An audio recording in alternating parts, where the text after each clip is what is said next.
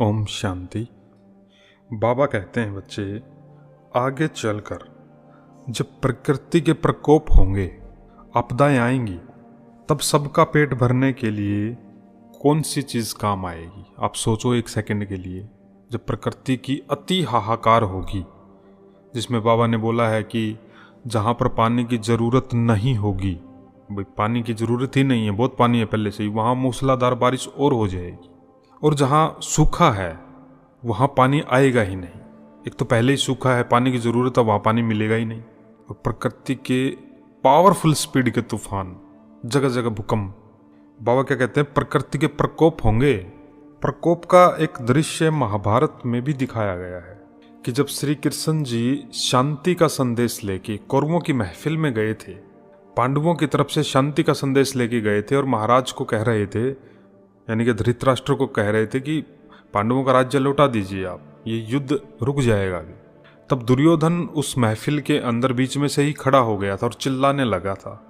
और उसने, यानी कि दुर्योधन ने श्री कृष्ण जी को भी धमकाने की बड़ी कोशिश करी। तब वहाँ पर एक ऐसा सीन दिखाया गया है कि दुर्योधन ने कहा कि मैं खुद एक प्रकोप हूँ, यानी कि मैं सब कुछ तबाह कर सकता हूँ, मेरे में इतनी पावर है। तो प्रकोप जो जहाँ एक शब्द आता है तो वो एक दुर्योधन का प्रतीक माना जाता है, यानी कि सब कुछ खत्म करने वाला। और उसने पूरे अपने वंश का ऐसे दिखाया है कि विनाश कर ही दिया था। तो बाबा ने यहाँ क्या शब्द यूज किए हैं, प्रकृति के प्रकोप होंगे, यानी कि तहस नहस सब कुछ, हाहाकार टाइप कुछ। और बाबा कहते आपदाएं आएंगी, तब कौन सी चीज़ काम आएगी। उस समय सबके अंदर कौन सी भूख होगी, उस समय सबके अंदर कौन सी भूख होगी। बाबा कहते हैं अन्न की कमी होगी या धन की। बाबा कहते हैं तब तो शांति और सुख की भूख होगी। क्यों? क्योंकि अन्न तो होगा ही ना, धन भी बहुत होगा, पर आपदाओं के कारण वो काम नहीं आ सकेगा, ना धन काम आएगा और ना अन्न काम आएगा।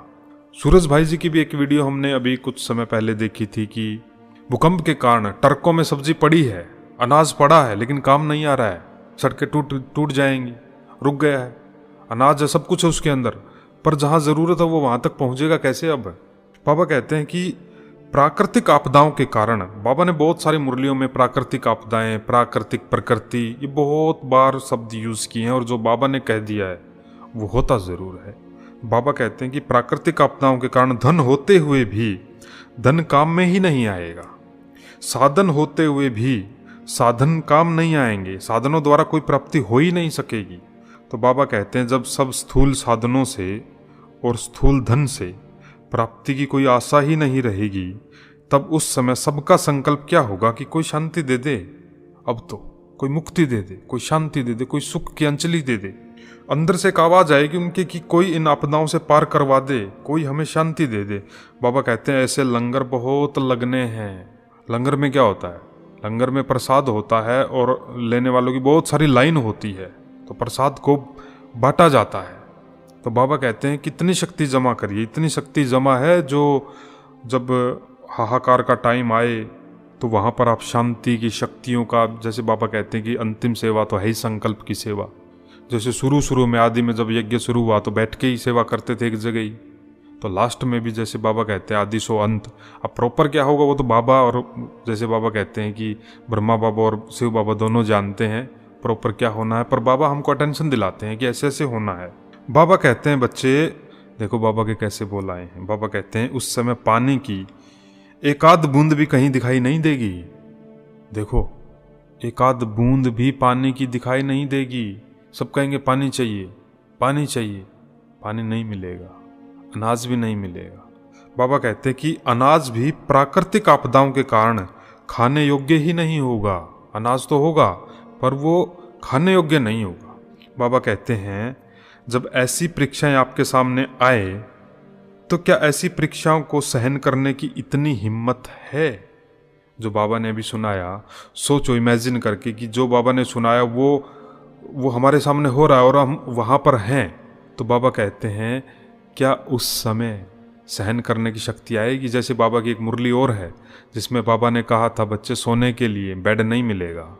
वो जब जो भी बाबा कहते हैं अंत का जो सीन होगा, सोने के लिए बेड होगा ही नहीं, नीचे गद्दा भी नहीं होगा। लगाने के लिए तकिया भी नहीं होगा, पत्थर का तकिया लगाएंगे भाई, सो जाएंगे। क्योंकि वो सीन ही शायद ऐसा नज़ारे ऐसे ही होंगे कि चारों तरफ क्या है, या तो बमबारी होगी, आपस में युद्ध तो आजकल चल ही रहे हैं, कभी कोई देश टकरा लेता, कभी कोई देश टकरा लेता है। लेकिन बाबा कहते हैं कि शरीर तो सबको ही छोड़ना है, लेकिन बाबा के बच्चे तो क्या है, प्यार से योग में जाएंगे। वो फिर अपना पूरा तरह हिसाब किताब करके, जैसे भारत के लिए तो बाबा ने हमको टेंशन दिलाया कि यहाँ तो खास मारकाट नूंदी हुई है। खूने ना है खेल जो स्लोगन है वो भारत के लिए खास है। सड़क सड़क पर खून की नदियाँ बहेंगी। मारकाट का नूंद भारत में ज़्यादा है। बाहर तो बाबा ने कहा जैसे प्राकृतिक आपदाएं हैं, बमबारी है, गोले है, आगजनी है, ये ज़्यादा है। और एक मुरली में बाबा ने हमको सुनाया कि एक ऐसा समय भी आएगा जब आत्माएं चिंताओं की, जैसे एक होता है चिताएं जलना। कोरोना में क्या हुआ, कोरोना में एक साथ लोग मर गए तो चिताएं बहुत ज़्यादा जली, साथ में चिंता भी थी।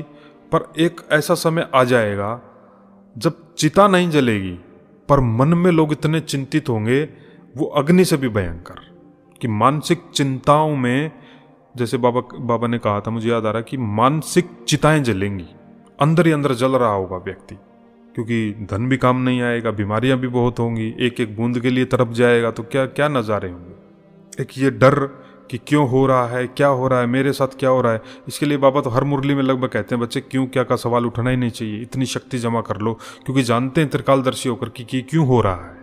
ये नई दुनिया के लिए, स्थापना के लिए हो रहा है। बाकी जो आत्माएं हैं उनके लिए ये क्यों, क्या, कैसे, क्योंकि उन सबको मुक्ति मिलनी है। सिंपल है, परिवर्तन हो रहा है ना। बाकी सब मुक्ति धाम में चले जाएंगे, बाबा के जो बच्चे पुरुषार्थी हैं वो सारे अपने स्वर्ग में, परम धाम से वाया स्वर्ग में आ जाएंगे। तो ये खेल है, लेकिन ये खेल है, ये वही समझ सकेगा जिसकी अंदर की जो स्थिति हो बहुत पावरफुल योग्य आत्मा है, तभी तो वो इमर्ज होगा ना कि ये खेल चल रहा है। नहीं तो सामने सोचो मारकाट चल रही हो, आत्माएं चिल्ला रही होंगी, तो डर तो लगता ही है ना।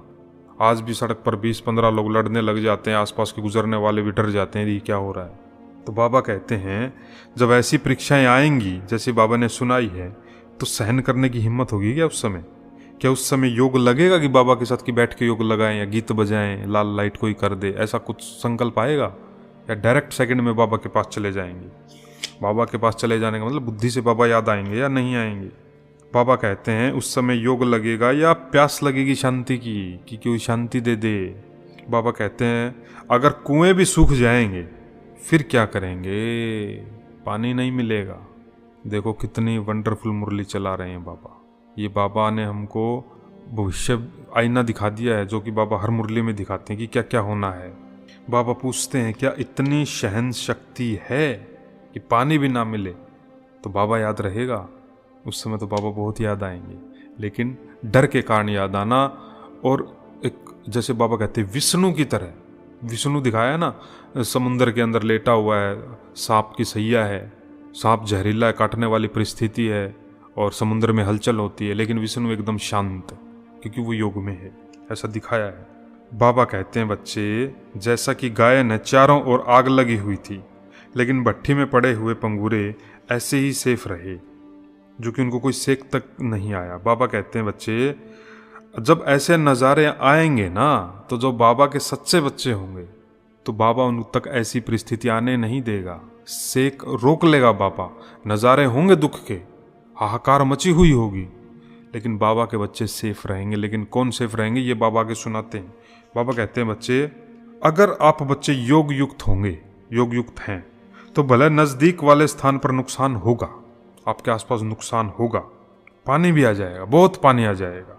बाप द्वारा जो निमित्त बने हुए स्थान है, जो भी निमित्त बने हैं, वो भी सेफ रह जाएंगे यदि योग युक्त होंगे। तो भूकंप तो आएगा, लेकिन स्थान को आंच तक नहीं आएगी। चारों तरफ प्यास के कारण आत्माएं चिल्ला रही होंगे, लेकिन आपको पानी मिल जाएगा। देखो बाबा का प्यार, सोचो। लेकिन किनको? बाबा कहते हैं यदि अपनी गफलत नहीं है तो मिलेगा। अगर गफलत में चल रहे हैं और फिर कहेंगे बाबा आपने तो ऐसा ऐसा कहा था, बाबा कहते हैं उसकी जिम्मेदारी फिर बाबा की नहीं। जैसा बाबा कहते हैं, क्या कहते हैं बाबा, योग युक्त में रहेंगे उन बच्चों को। बाबा कहते हैं बच्चे विशाल बुद्धि वाले और सर्वशक्तियों के वरदान प्राप्त करने वाले किसी भी स्थान में रहते हैं तो वो बच्चे सेफ रह जाते हैं।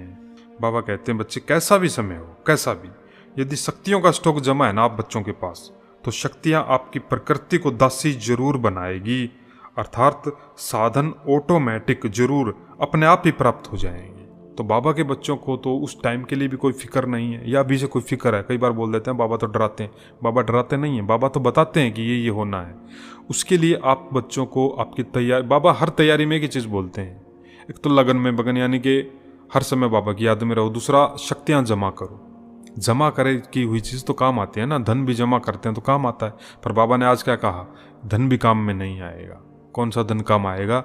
शिव बाबा की याद की शक्ति और जमा की हुई सारी शक्तियाँ वो काम आएंगी। क्योंकि हमें ही सेफ नहीं रहना, हमें आत्माओं को भी तो उस समय, जैसे बाबा कहते हैं, शांति का दान और सुख की किरणें देनी है ना। तो जमा क्यों करना? देने के लिए। क्योंकि आज की मुरली में बाबा ने क्या शब्द यूज़ किया जानते हैं? लंगर, यानी कि वो लाइन में खड़े होंगे, आप देते जाओ, लंगर कभी ख़त्म नहीं होता ना। इसलिए शिव बाबा की शक्तियाँ देनी है।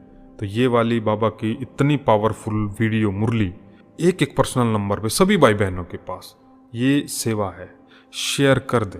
तो आज बाबा ने कितनी वंडरफुल मुरली हम बच्चों को सुनाई है, जिसके लिए बाबा का दिल से शुक्रिया बाबा, शुक्रिया बाबा, शुक्रिया बाबा। अच्छा, ओम शांति।